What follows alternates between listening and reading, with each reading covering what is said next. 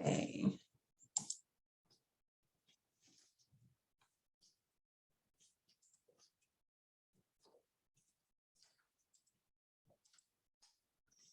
Okay. So this week's class, like I said, is a little more about the fun in family history rather than the science or the technology or recording thing. Well, it is about recording things, but we're going to talk about family history beyond the pedigree. Family history is past, present, and future. We are the connector. We link the past generations with future generations. We do it to honor our ancestors and strengthen our descendants. So in 2010, there was a study by Emory University, and it concluded, it states, children who know stories about relatives who came before them show higher levels of emotional well-being. It also states there is something powerful about actually knowing these stories. And that's important in this day and age because there's a lot of stress on the youth.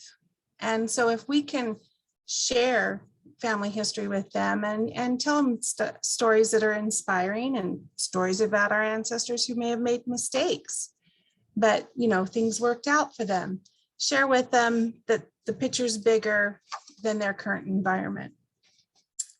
And there's several ways that we can do that. One is by displaying our family history. So what are some of the ways that you might display your family history? Thoughts? Well, in my house, I have different pictures, like of my grandma's home, my husband's grandparents, the ranch they lived on, a picture of that was in my grandma's room that we'd stay at, that just has, just thinking that it brings tenderness.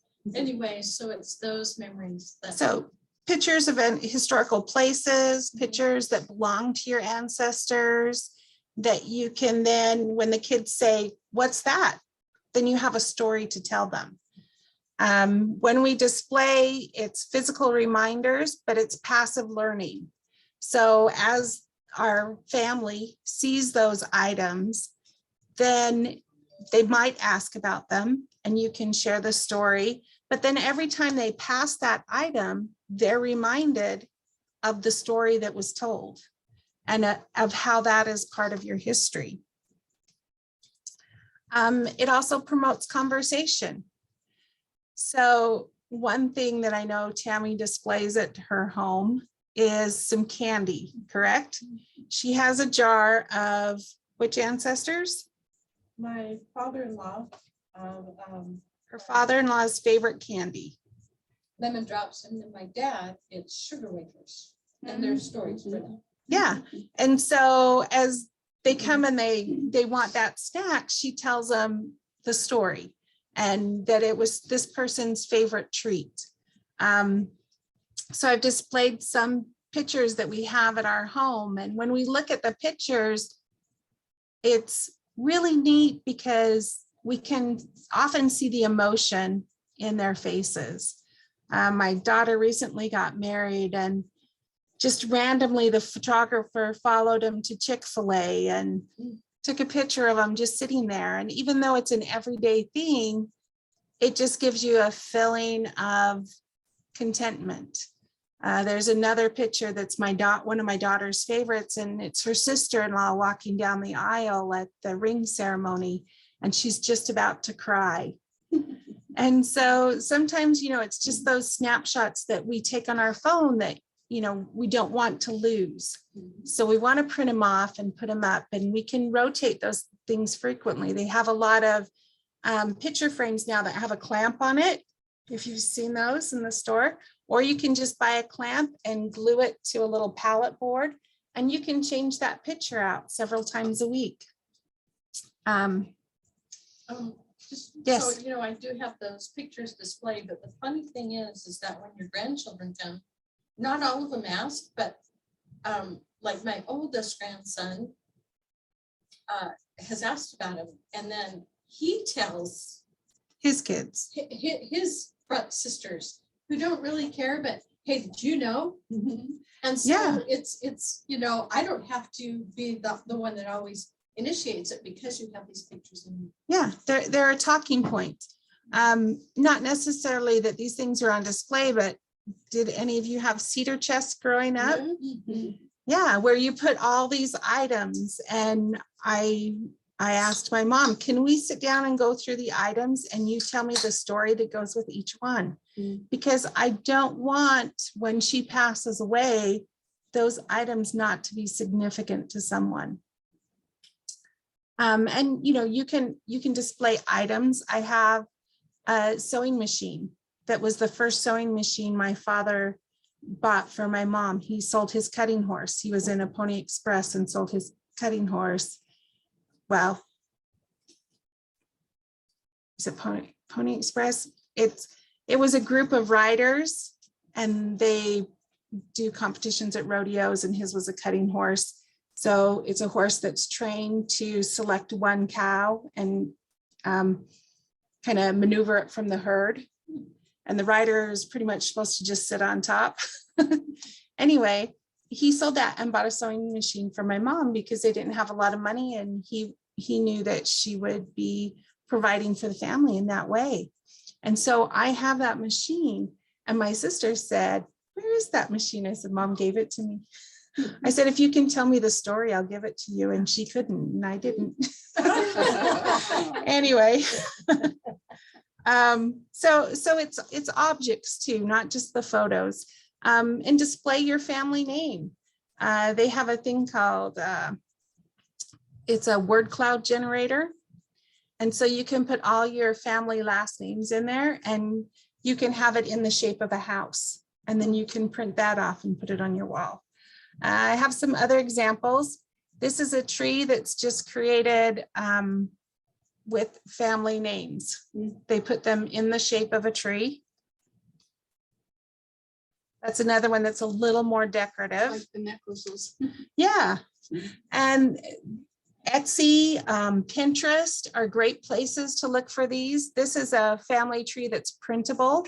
So you can just Photoshop the pictures inside of it. Or if you wanted to print it out, you could cut those circles out in the middle and glue a photo behind it. This is another decorative family tree that you can print off and fill out. And they have several versions of that. If you know someone that cuts vinyl, I think you can actually buy these kits online. There is a website called TreeSeek that you can use in conjunction with your family search, or you can upload a GEDCOM to it and you can print out several different versions of a family tree, some with photos, some that are the fan chart, a different number of generations. And what it does is it creates a PDF for that. And then you can take that PDF to any local printer if you want to print it poster size, or you can print out, you can send it to a local printer, or you can print it out smaller on your computer. I wouldn't do like the 9 or 13 generations on your small computer because that'll get hard to read.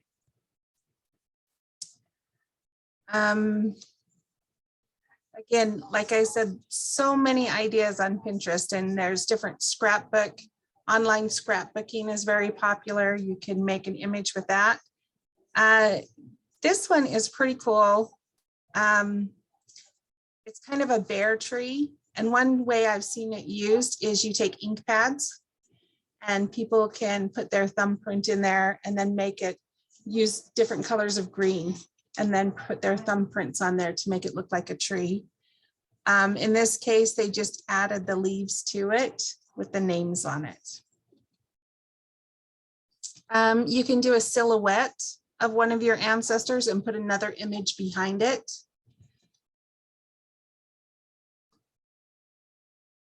And this one, they've made a quilt out of it, or they have fabric that you can run through your printer and print pictures on it and make a quilt. And I'm not talented enough to quilt. My sisters make amazing quilts, but I could probably do the digital photography one. So it's just a matter of finding out what you're comfortable with and what you'd like to try, or maybe finding someone who does it and become their best friend, you know, so that they can help you.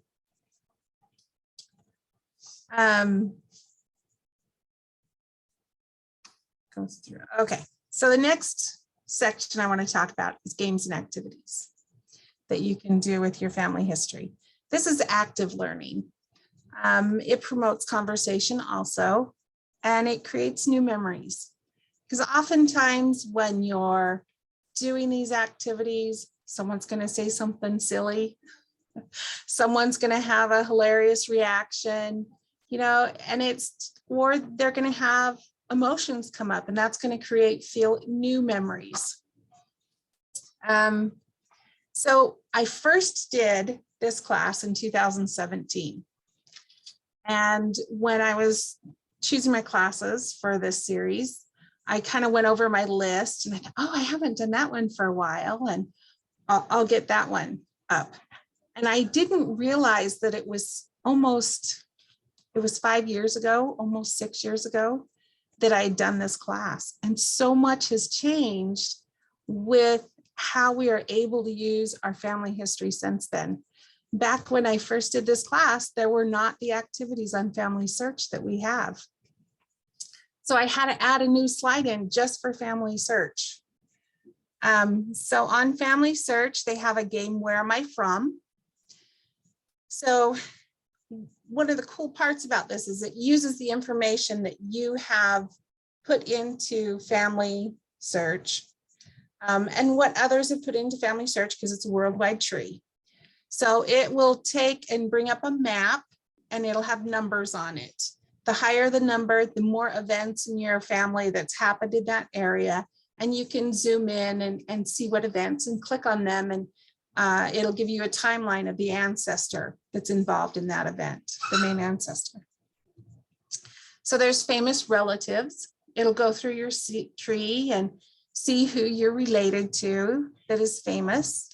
All About Me talks about what was going on the year that you were born, and some insight to back then, because I personally don't remember the year I was born. I mean, I know what year it was, I just don't know what was going on at the time. They have Compare a Face, and that's where it'll take your picture and compare it to other pictures that have been added to the tree and see who you look most like. And then you can scroll through and see other people that you look like. And one of the church leaders who has talked about this app says his wife hates it. Well, not hate, that's a strong word.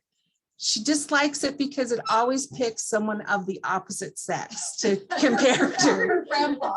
Yes, it's always some man.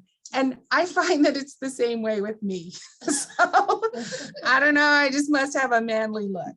But it's fun. It's fun to do with your kids. It's fun to do just as an activity with families, or even someone that's not related to you, have them do it to see the people in their tree that they look like. They have a Record My Story section. All of these are found on they're on the desktop, the PC version of Family Search, but you also have access on your phone. And sometimes when you have to take a picture, like in Compare a Face, it's a little easier to do on your phone, especially if you don't have a webcam. So some of them might be easier on your phone than on the computer. So they have this one called Picture My Heritage. And you can choose to males, females, or a group setting. And I was talking to someone yesterday and mentioned family history and stuff. And she goes, oh, I have to show you what my daughter sent me this morning. So her daughter's 14, maybe 15. And she sent her this picture that she'd done in Picture My Heritage. So this is it takes a historic photo, and then you can take your picture and put it on the face of the people in the historic photo. And it has different dresses for different countries. I think this must be I'm not sure what they're doing in the photo. At first I thought cheerleaders, but maybe not, because they look like hospital kids. Oh, they're dusters. There you go. So if you look really close, she is the face in every one of those images, and she's making a different face in all of them. Yeah, how did she do that? She did the group one, and then she took a photo for every face on the thing. But I mean, she's 14. How fun for her to play on a family history app and involve herself in that. So I asked her if I could share it. I asked both her and her mom if I could share it, and they said it was okay. But I just love that she's interacting with it. They have an ancestor challenge where they take one of your ancestors and give you clues, and you have to try and figure out who that person is. Super fun. Yeah, it is super fun. So then they have, and Relatives Around Me is on your phone. It's not on the desktop version. So when you do Relatives Around Me, you open up your app and go to the menu and you choose Relatives Around Me. If anyone else in your area has opened that up, you can see how you're related to this person. And we've done this at some of our family history conferences, and it's neat to see how connected people are. Because sometimes in this world, we look at the differences between us and them, and we don't realize how close we really are as a human family. And so that Relatives Around Me is really a lot of fun. And I recommend it anytime you're getting together in big groups. So another one is Map My Ancestors. So if you go on trips very often, you can open up the Map My Ancestors. It will check your GPS location, and it will tell you family events that have happened in the area. And so you can, if I were in Malad, there would be a ton of them. But then I moved 9 hours away to northern Idaho. Oh, actually, it's even further than that. And I didn't think I would find any, but when I open it up, sure enough, there are things in northern Idaho that deal with my ancestry that I can then go visit those sites or see if they're still around. So that's a fun one too. And the Map My Ancestors is also only on the phone. Plus they have in-home activities that aren't technology based, different games to play. And they also have interactive record collections, not like LP record collections, but historical document record collections. So come Memorial time, you can go on there. It will look in your tree for World War I or World War II draft registrations. It will look, I think there's one for actual World War I service records to see what people served. World War II. Do they have the service or just the draft? Ooh, I don't remember on that. But there's other groupings like that have to do with historical things that you can see. And what it does is it brings up a little slide and it'll show you the ancestor and give you information about that. And then you can go to the ancestors page, or you can see the document that they're talking about. And then you can click the arrow and see the next ancestor that's within that collection. So that's a lot of fun.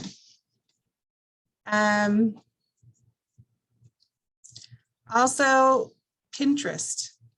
You know, you don't think about Pinterest very often for family history, but you should give it a try. If there's activities that you want to do with your family, or if you belong to a genealogical group and you might want to do decorations for a dinner or activities that they might be able to do, you can go to Pinterest, and there is always plenty.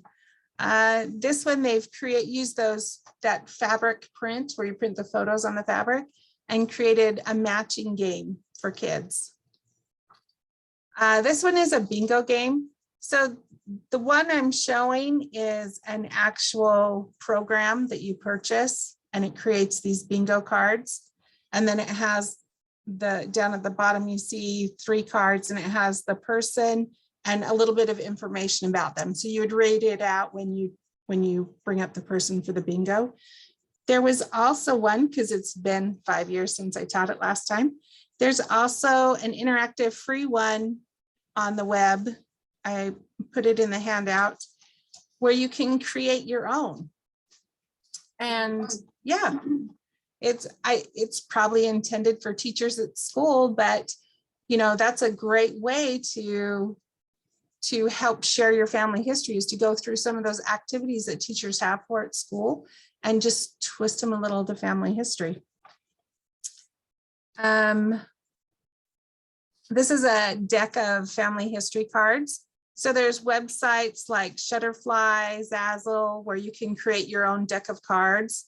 I think there's another one called On Deck. And so you can create these cards and maybe give them out at a family reunion, but you can play the memory game with them. You can play Go Fish with them. If you have I did that and my kids enjoyed it. They love playing with them. Yeah, I did one with also face cards because my husband's side of the family there. Yeah. They in fact, a deck of face cards that you can put the images on, I think were $10 on Zazzle. Yeah, so I did that. Yeah. So that's a lot of fun. And Shutterfly is always running like half off sales. So I looked on there this morning and they'll make a 24 card memory game. I don't know if you remember playing memory when you were little, but I used to bake my mom all the time and we played it all the time. The memory matching game. It's $12.50 right now, I think. This one here was on what site? This one is, so what they are is they're a create your own deck. Like baseball cards. Yeah, that one I think is with the memory mixers thing. The ones that you create on your own, you just go to, I think GIMP is a free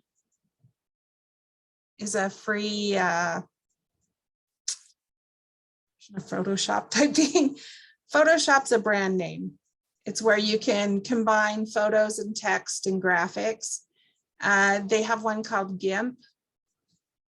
It's not by Adobe, but it's free. And you can create that same kind of combination. And then you would upload that file to Zazzle or Shutterfly and have your cards printed out from there. Or the On Deck one was another one.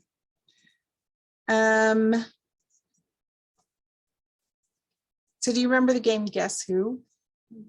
You can, yep, you can transform that and add photos of your own family members. Again, I would probably just print these out and maybe laminate them. They have those self-laminating sheets just to give it a little more protection. Another game one is just try and think of any game that your family likes to play and how you can twist it to be family history. So I have a friend in Nampa, the Nampa area, and they have a different family every year for Christmas. So in going through the family, they would make a cranium game for each family. They would take their family facts, and I've never really played cranium, but it has a lot of activities with the game.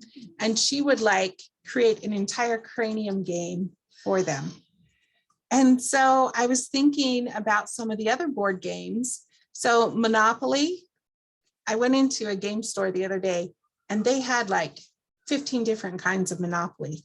And my son made, I can't remember which company this morning, but not this last Christmas, but the Christmas before, for his friend, he made a Gnomopoly game where everything was gnomes. And he sent it to this company and they create the game for him. But you could find one of those games at a thrift store and just use some decoupage and print off your own little images, cut them out and decoupage them on. And it would be fun. One I thought that would be fun is Clue, But of course, you don't want to do a murder game with your family. So you could do like, instead of who killed someone, who spilled the tea, because that's my daughter's name, kind of wordplay for gossiping. Spill the tea, mom. And so you could do like who spilled the tea, and have a room, a person in the family, and a family story, an infamous family story, like got ran over by an MU, or wrecked dad's car. And just different things. You just need 3 different things that they can put together in an envelope. I've also done the Twister. Oh, so how do you do it with Twister? I have questions, and it's been so many years that it's historical questions that, gosh, it's been too long, that like, put your left hand down if grandma's middle name is da-da-da. I can't remember, but. Okay, so it's a family history question. It's a family history question. If they think it's correct, or if they think they know the answer, then they do the action, and if not. Correct, yeah, so anyway, I'd have to get it out, and That'd be fun, kind of fun. So just think of what game your family likes, and then if you can't think of a way to twist it into family history, ask someone, and ask it about 3 different people, and I'm sure that you guys can come up with a way to include family history in that game and create your own little game. Another thing you can do is advent calendars, puzzles. I know Shutterfly does puzzles. And there's a lot of different companies that will do a puzzle for you. So here's just a few more wall hanging. So the matching game we talked about, Go Fish, Cranium, a trivia game. So there are several different apps online where you can create your own trivia game. My cousin told me about one called the O. Henry game. And that one was kind of specific. They had an ancestor, how you start with one common set of grandparents and have a family reunion from that. His name was Henry. And so they would tell a story, and depending on if it was true or not, they would all be like, "Oh, Henry," and lift up their "Oh, Henry" bars. So keep in mind, this was 5 years ago that I did it. And I was thinking Jeopardy and Wheel of Fortune, wouldn't they be cool? Well, you know what? BYU Family History Technology Labs have created what they call Genopardy and Wheel of Family Fortune, where it takes the information from your family search tree and it creates games, those 2 games based off of the information in your tree. So it will have categories like first names, dates, places, and it has the different money levels, and you can have, I can't remember how many teams that you can have, but you choose how many teams. And then you can play that game. So it's like instant family game. Pictionary, you can put just on cards things that people will know about your family history. You could do pioneer, you could do farmer. Yeah, different occupations that they had, different places that they lived. Things like that. Charades, kind of the same concept as Pictionary.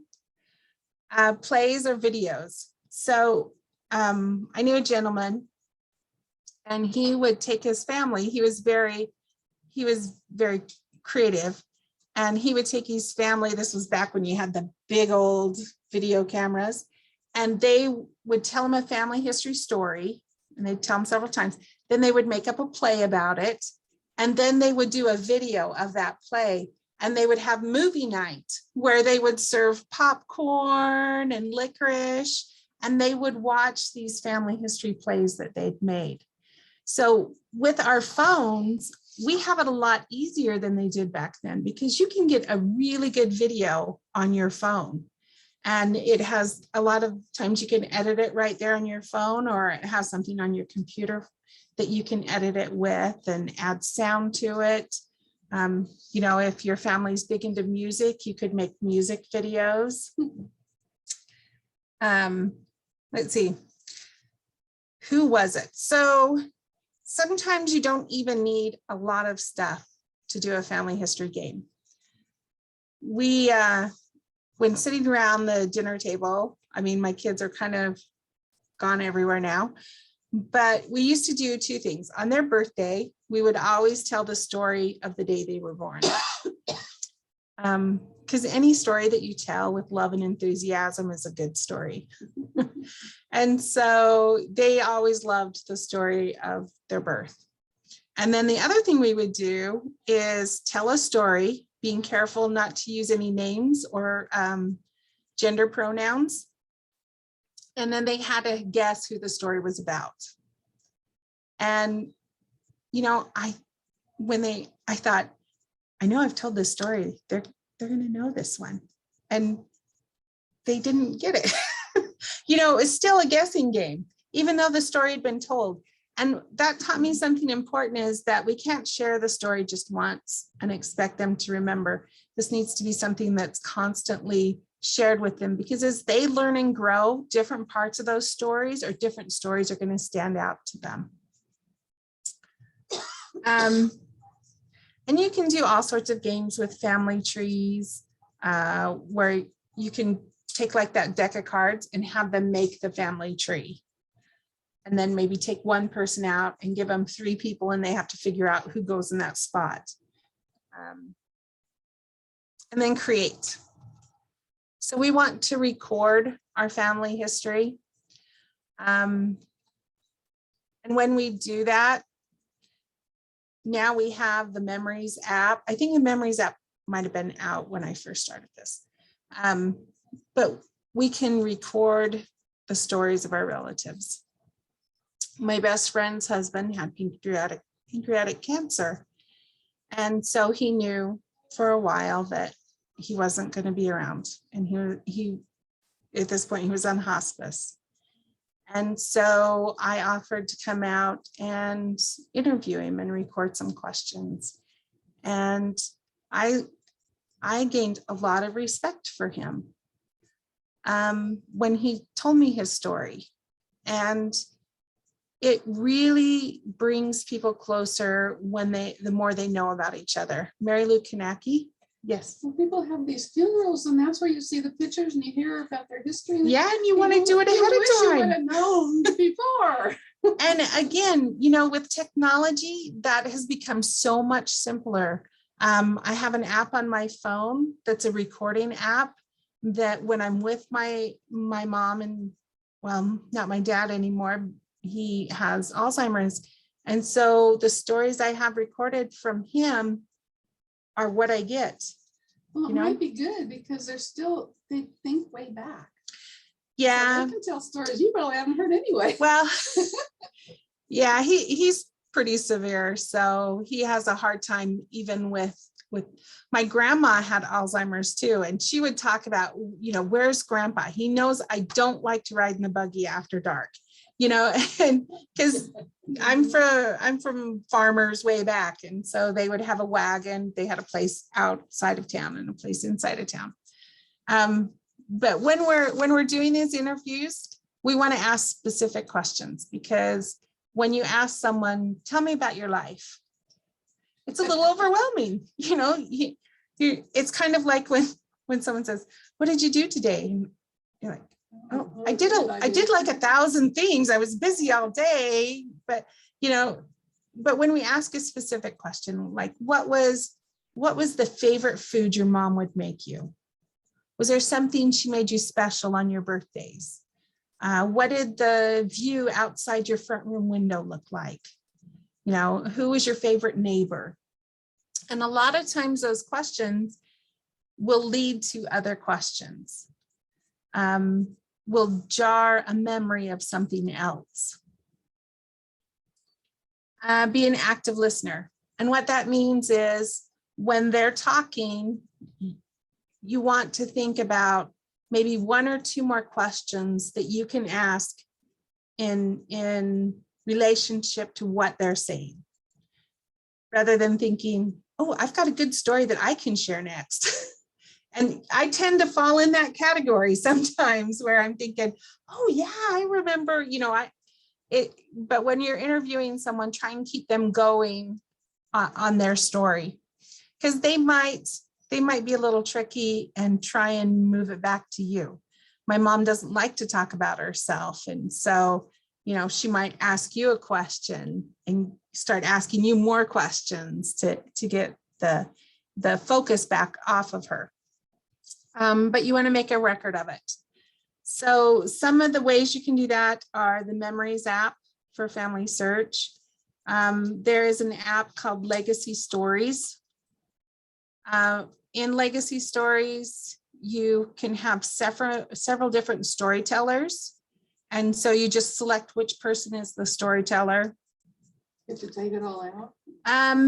Well, you put them in once, and then you just select that person. For instance, you're going to interview your mom and dad, but you kind of want to break it up into stories that are more it's more manageable. So and most of these apps have a question prompt that you can do. And like I said, you want to ask specific questions. So you would just record that story and then stop it, pick that person again and say, okay, what about this? And record that story. So a lot of times you're going to be recording this same person over and over again. So it's not too hard to do that. So let's see. Legacy Stories. There's one called StoryCorps. StoryCorps is really cool. I don't know, company makes it sound like they sell stuff, but they don't sell stuff. What happened was David Isey, who had this idea, he was going to record the American narrative. So he set up a sound booth in New York, a couple of rooms, and he invited people to come in and share their story. And there weren't a lot of people signing up. And then this one lady came along and he says, I think she was pulling people off the subway and just bringing them in. And it would be 2 people in a room with a microphone. They would ask a question. They'd have a conversation back and forth. It would be recorded. This was in the time of CDs. One was sent with the person and one was sent to the Library of Congress. And then he was doing a TED Talk and got a grant, an award of, I think it was like $1 million for this TED Talk. And what he did is he created an app with that. And they launched the app and they sent something to all of the history teachers at the high schools and said, Thanksgiving's coming up. Would you share this assignment with your students to go home and record someone's story? And so Thanksgiving came and he's checking the app and nothing and nothing. And finally he stopped checking the app. He goes, well, I guess that didn't work. And his partner called him Sunday night and he says, have you seen the app? And he was like, yeah, it doesn't look good. He goes, you should check it again. And there were thousands and thousands of stories. And he said it proves 2 things. 1, people want to share their stories. And 2, kids don't do their homework till Sunday night.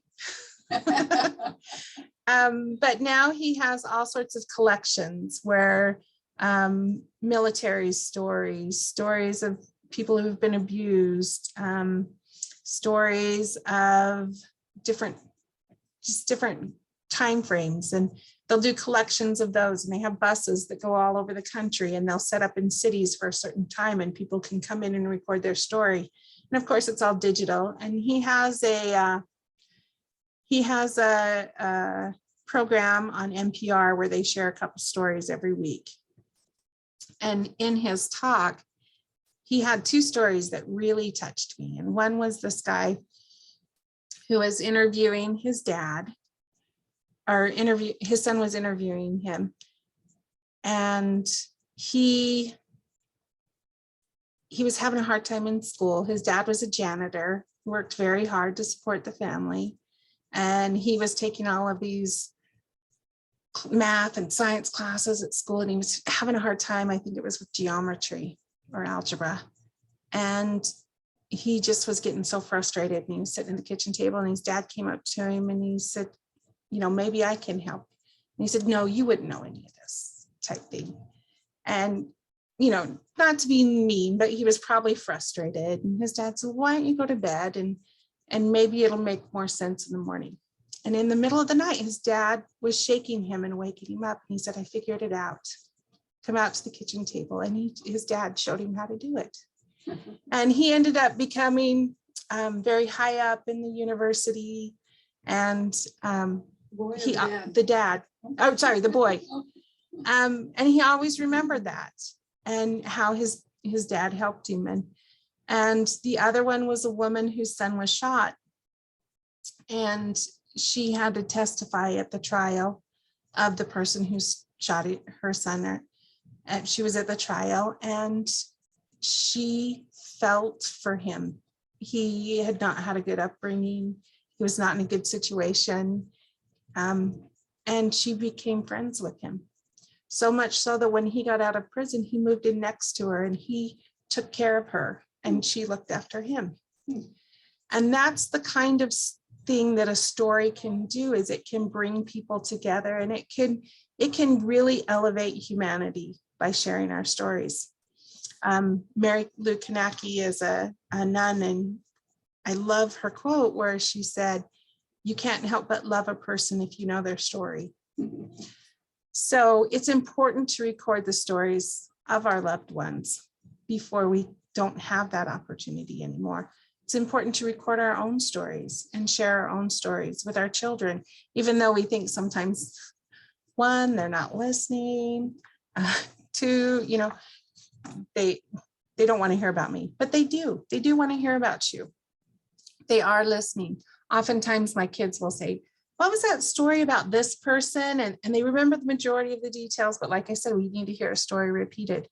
And when we share our stories with our kids, they see us as human, you know, instead of an authority figure. They know that we've gone through those same struggles, and it makes them more likely to ask our opinion or ask for help. Let's see. Some other ways that we can share our stories. There's a place called Night Lab, and you can create a shareable timeline. So you can add photos and information to the timeline, and then you can share it with family members, and they click on a slide and it gives the information. Tammy did a class on this once. You can make a virtual family history tour using Google Earth. So you use the GPS coordinates, but then you can add photos. When Google Earth takes you to that point, you can add photos and a little story. With Google Earth? With Google Earth. So you can essentially travel the earth, and you can share that with someone so they can take that same journey. Yeah, we meet with your family history, because they said it's neat to see where they've traveled when you're researching. Yeah. And Well, and Put your picture another in. thing on family search on the desktop, if you click on timeline, there's a map feature that has pinpoints where all the different events have happened. So they give you a timeline of their life. Yep, and they give you a timeline of their life, and You can click on it, it takes you to where it was at. yep. So that's always good. So Google Earth is with another thing that you were using? So Google Earth, if I would type it, I would talk to Tammy after, because she's the one that has taught that class.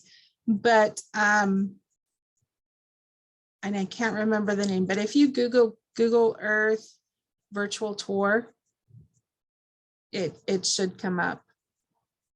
At least it did for me this morning. Then Roots Tech has a lot of different ideas. They have an exhibitor hall, and there's a lot of technology now that helps you record your family history. So if you go to the exhibitor hall, you can go through some of those. One of the videos from this last Roots Tech, a life story video, is by Todd Hansen. And he used to have a show on, I think it started out as part of a news thing, but then it became a television show on BYU Idaho. And he would do things like spin a bottle to see who he was going to go talk to, which house he was going to go knock on. Or he would like drop something on a map, and that would be where he started. And then he would, I can't remember all the different things he did, but he would just randomly find someone and he'd go knock on their door and he would say, would you be willing to share your story with me? And then he would ask them questions. Well, in this A Life Story, he talks about how to interview someone. And then there's also books like, do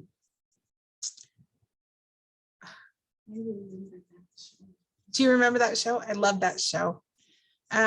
There's also books that are just compilations of questions that you can answer. So you can make photo books like that little small one over there on the table. My family made for me for Mother's Day one year. And I think it's from one like Walgreens or something. My one daughter does fancier ones from Shutterfly that are more like that. And this is a scrapbook one. It's actually recipes, old recipes. This is just a journal made out of those notebooks that you get at the beginning of the school year, the blue books. This is a journal jar. So these were really popular for a time. You just put a whole bunch of questions in there and every day you pull out a question and answer it. Another journal type thing. It's really easy to publish your own family history book now using e-publishing. And that way someone can have it electronically or they can pay for it to be in paper. I thought this was just so cute. They took a picture of the youngest generation in a frame and the dad held it, and then the grandfather, and then the great grandfather. And there's all sorts of ideas like this on like Pinterest. Some other things you can do is songs. If you're musically talented, we've made up a song for every kid. Probably the funnest one is Sammy got ran over by the emu, because we were at a petting zoo one day and the emu got loose. And I had two kids at the time, Daniel and Samuel, and Daniel was closest to me. Samuel was closest to his dad. And so I pick up Daniel. Well, my husband, who was supposed to get Sam, thought it would be really more important to chase the emu, which then ended up running over the top of Sam twice. And so we would always sing the song, Sammy got ran over by an emu walking through the petting zoo one day. You know, we made up a little song for it. And Daniel took forever to lose his teeth. And so we switched the words to all I want for Christmas are my two front teeth to all Daniel wants for Christmas is to lose his front teeth. And they were just little things that they remember clear into adulthood. And that, I don't sing and I'm not really good at making up songs. So, you know, someone with a better talent than at that might be able to do a better thing, but you could just take a song and switch out some of the words. Videotape, kids love to be on videotape. Voice recorder, you can do PowerPoint to make a presentation for your family. I have a relative who had a website, and that's the thing about websites, you know, a lot of different online based programs. You need to have a way to save the information that you're putting on there in case something happens and that company's no longer in business, or they decide they're not going to maintain that website anymore. So she had a website and it had a lot of great information on it. But she decided, you know, that wasn't the format she was going to use anymore. Well, I took the information from that and I made a PowerPoint out of it, with each slide being each page of her website. And I put on there, you know, I credited the information and everything. But then I was able to preserve that. So when that company's gone completely, then I will have that information still. Prezi is another presentation software. Again, this was a while ago. I checked on Versalt this morning and they're no longer in business. So I should have taken that one off. But again, that whenever you put something online, make sure you have a back of it up of it somewhere else. Facebook, you can do pages or events. I have a Facebook page for one set of grandparents and the other set of grandparents. You can make your Facebook groups private, so they can't even be searched. It has to be by invitation. And I think people feel a little more comfortable sharing family photos and sharing updated information about their kids if it is private and unsearchable. You can create a blog. My husband created a blog when I was pregnant with my fourth child. And the doctor had it on in his office and would update the blog, hit the update thing to update the blog the whole time I was in labor, and actually came over before the nurses told him to, because he was watching the blog. But you know, you can do a family history blog. I had a friend who she didn't know when a certain great grandfather, I think it was great, I don't know how many greats, had passed away. She had no information for him after a certain point. And this just happened to be the first Roots Tech. And she took the picture down to Roots Tech with her because the photo detective was going to be there. And so she wanted the photo detective to look at these two pictures and try and give her an idea. She knew who the one person was, but she didn't know who the other woman was. And so wanted an idea about, you know, what she could tell them about these people. Well, it just so happened that as we were going through the exhibitor hall, Family Search had set up one of their huge scanners to display. And she was very brave. She's like, would it do it? You know, could you scan a picture like this? Because it was in an oval photo and it had the curved glass. And they said, yeah. So they put them up on the scanner, and I just happened to have a mini SD card in my little video recorder thing. And so we put it in and she got really good scans of them. So she created the blog and she uploaded those pictures. Well, someone else saw them and knew the youngest child of that man, and she was still alive. And she didn't do technology, but he did. And so he contacted her and got them in touch because he had he'd had a few different wives and he'd outlived them. And then the last one that he married was a lot younger than him. And so this person who was still alive was very old, but it was like a direct connection to him. And she was able to tell her the story of how he passed away. So you never know what you're gonna find or how you're gonna be contacted by creating a blog. Like we said before, Pinterest, a lot of times they do a 30-day challenge where they say like post a photo every day for 30 days. Family Search, of course, is a great way. But yeah, it's really good when we can put our family history out there that other people can see it and just talk about it. Because all too often we write those names and dates in a book and put the book on the shelf, and you know, we don't make our kids as much a part of it as we want them to be in the future. I have a friend who I'm helping her with her family history, and she's like, I just don't know what I'm going to do when I pass away because my kids aren't interested, and you know, there's no other really siblings that are interested. And I think one, you know, you want to document it because somebody's going to be interested sometime. It might not be your kids, it might be their kids, but somebody's going to be interested. But I think the more that we talk about it, the more interested that they're going to be, even if they're not showing it right now. there will come a time when they remember the story and they want to remember the whole story.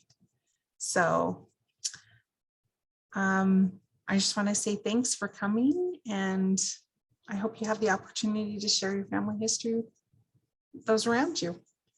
Any other questions or ideas? No? You have lots of good ideas. Thank you. Oh, and that's the other thing. I don't want you to think you have to do all of these ideas. It's just everyone's different and everyone has different talents and everyone has different likes. And so I wanted to present a vast array of ideas so that you can just pick one and work on it. Like you said, you have family members. I'm not interested in that DNA stuff. I don't want to know anything about that. And then you present it in these other ways, and it's Yeah. That's interesting. Well, and I think we talk a lot about family history when we're cooking recipes in my house, because it's usually, where did we get this recipe from? Because we have Grandma Quinton's banana chocolate chip cookies, and we have Grandma Williams's bread, you know, and we've kind of given names to the different recipes that let them know there's a history to that. But all right, thanks everyone. Thank you.